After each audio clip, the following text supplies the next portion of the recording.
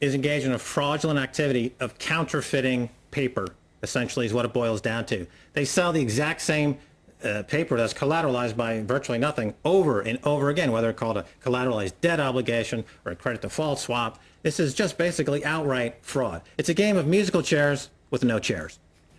When the music stops, no one's going to suck up this paper.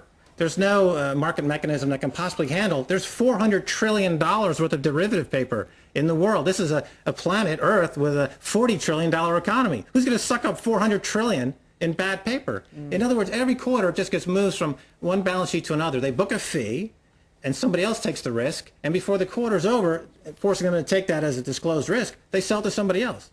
That's outright fraud. Now, if I'm a hedge fund investor in one of these Bear Stearns funds, I'd be getting the tomahawks out, going down to Bear Stearns headquarters and demanding Jimmy Kane come out with his hands up, because this is not a matter of regulating or not regulating. This is a Ponzi scheme.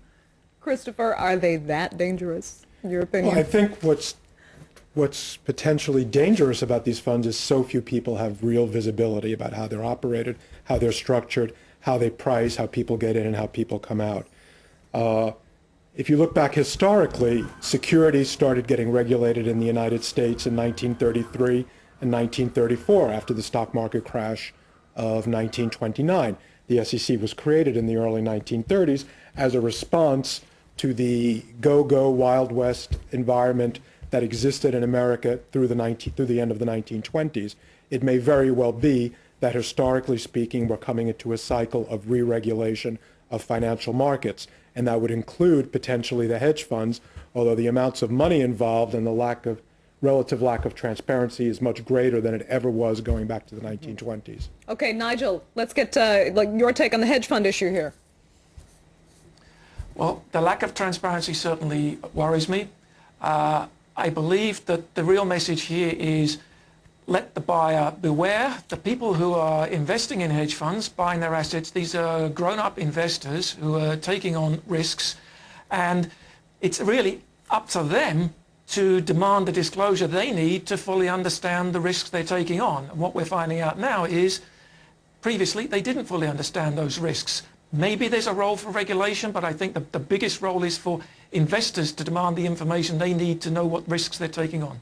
But at the very least, and this might sound kind of naive to say, but it's true, high risk, high return. They might not have the lists written out, or the risks written out for them on a list, but they know how volatile these funds can be and that there is dramatically high risk.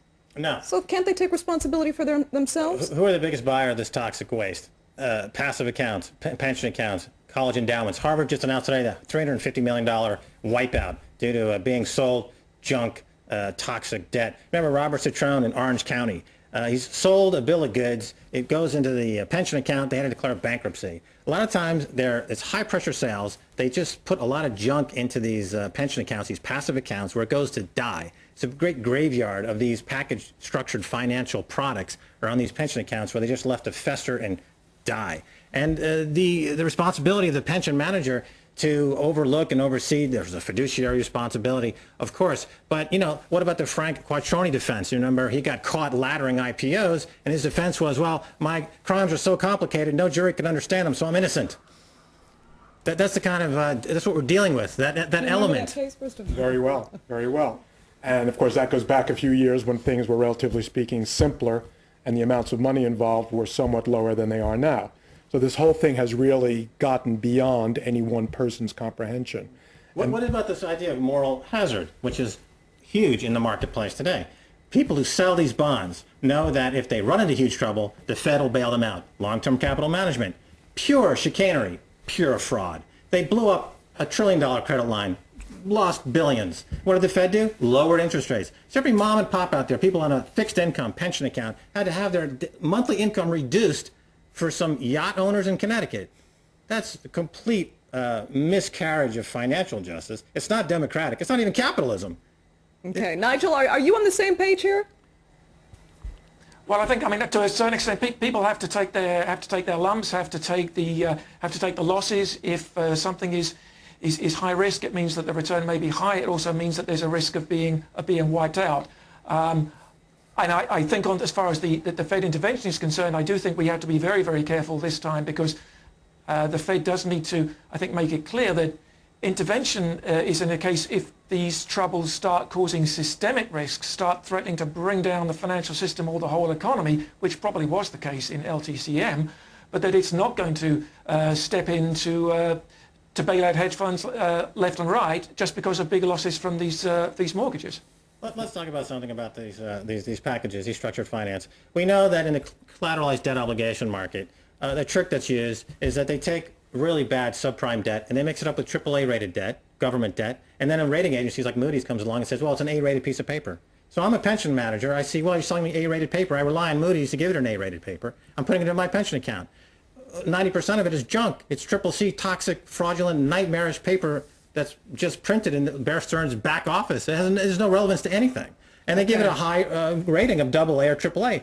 Moody's is coming clean on this. This is outright, I'll say it again, this is outright fraud. And now they are quickly tap dancing their way away from what would appear to be some massive suits in the pipeline. Okay, we shall see. Right now, though, we have to take a 12-minute break for news and weather, but we can continue this discussion, of course, after that time. I'd like to thank Nigel Galt for joining us, Chief U.S. Economist from Global Insight there in Lexington, Massachusetts. You won't be with us, unfortunately, for the second half, so thank you. But the rest of our panel returns when we come back from this break. Do stay with us.